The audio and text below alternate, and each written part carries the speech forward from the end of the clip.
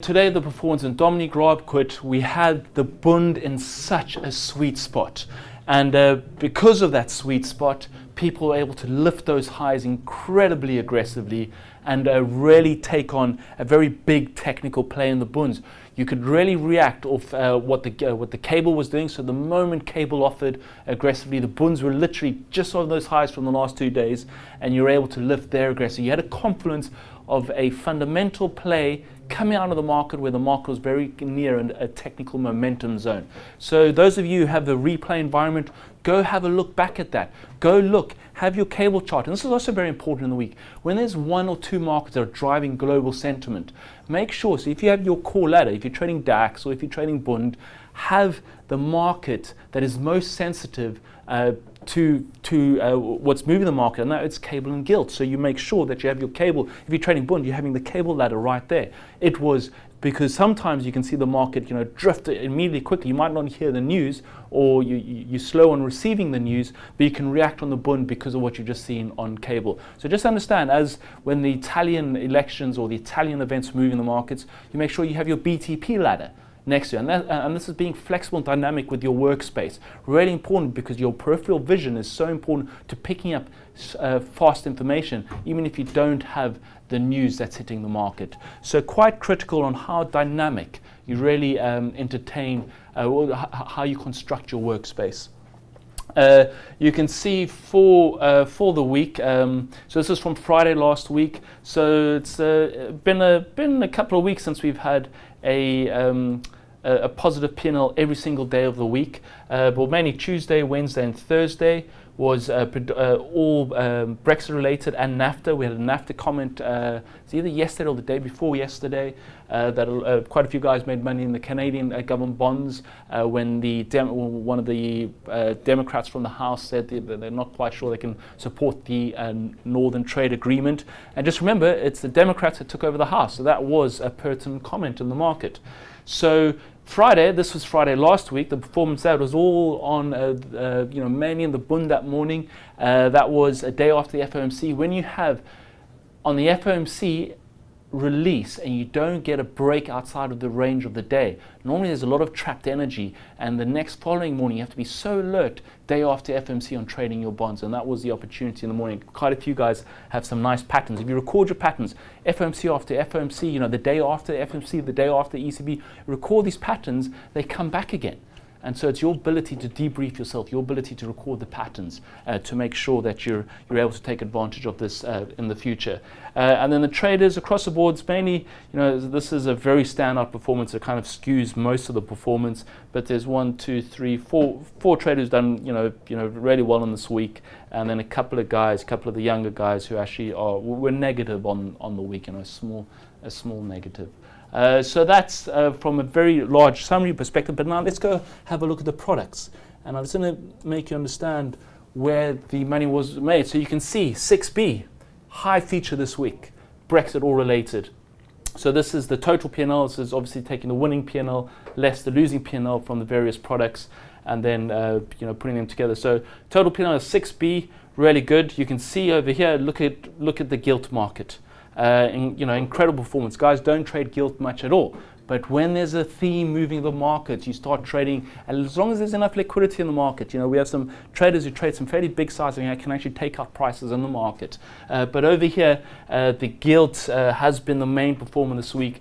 The Bund, most of this performance was had today in the Bund, today and Friday. So all of that Bund performance was last week Friday, so go have a look what the Bund did last Friday. Go have a look what the Bund did when it breached the 45s, 47s as cable collapsed. Bring that ladder up, build up that inventory, build up that recognition of how you see markets move and correlate between each other. Some performance in the crude oil and ES, most of that was done last night. A lot of guys were trading a little play that they executed last night, so all of this performance in the ES was mainly from last night. So that's really over the past week where the performance is had in the various products. Now the Brexit chaos Thursday. So all the money this morning. Most of the money this morning. And how often I see when you see a really big move, early doors, most of the guys just leak back money for the rest of the day and give back round trips and energy. We sent home a few guys who'd made some money in the morning. I sent home a couple of young guys just so they could bank their day, get some momentum going.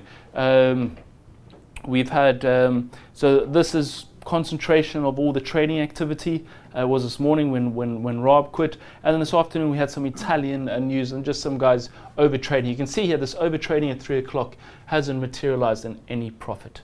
So just understand, guys are obviously in board, markets getting choppy, moving sideways after the explosion inside the morning. So that's predominantly, and then from a product perspective today, now this is really interesting. So we had the Dominic Raab quitting, and because the bund, and I'll reiterate it again, because the bund was at a key technical level, people did exceptionally well in the bund. So whereas on the week, all the performance has been on the gilt and kale, so you'd expect the gilt, so this is the gilt, this R, and 6B is cable, so GBP USD, and the bund is has outperformed both of them because you have the confluence of the fundamental and the technical landscape. Okay, so just to summarize from the week, Brexit, 3 straight days. In the new price ladder training video, we look at 3 of the execution of one of our traders on the floor and how we execute on each one of these days, and the lessons from how you're deciphering the news, how you're trading technically, the bund on the back of it. So it's going to be really exciting part. So important, this has been, it's been quite tricky trading Brexit comments for the last couple of months. And only now they came to, you have to start understanding how news starts affecting markets, the sensitivity of political events, and when the markets become really sensitive to it again. It hit a little of a wet patch for a period of, or a dull patch for a period of time, a little bit of a lull in the ocean, but then now the swell has come through again, and as the swell has come through into the market, the markets have become incredibly sensitive, and you have to be so alert. You've got to be so alert having your Twitter feed, your Reuters news feed, all your news lines the right squawk, because you want to try and decipher. We've got 20 traders on the floor here. Someone picks up something, announces it, and then guys make their own independent decisions if they think it's important or not. But it's so important, the shifting landscape of macro news sensitivity. So once Dominic Raab came out, which was the big shock, later on when you got more resignation, the news was less effective on the markets. It's always the big one, the surprise one that moves the market most aggressively when the market starts unraveling. But it's later on that sometimes having a real appreciation of when things change or they don't change. So just understanding the shifting landscape and so important. You build the narrative of the day. You build, later on the day you can have as big a news, but because the market's already opened up its positions, it might have lesser effect on the market than what you think. So and also this week, Tuesday, Wednesday, the comments only came out. Say if there was no technical plays, or you had no edge in the market, or you trade the flip, or you're a scalper, but you could not see much of that. Are you able to preserve your capital? Are you able to look after yourself? And when the opportunity comes, if you are a macro news trader, and the opportunity only came, post 3:30 p.m., are you able to take advantage of the late afternoon moves? Remember, you've got to make sure you're in the game all day, because if you're not in the game, we had a couple of guys on Tuesday and Wednesday stopped themselves out before the comments in the afternoon, and that's criminality. You should always be in the game all day, because you never know when the opportunity presents itself. So really make sure on that.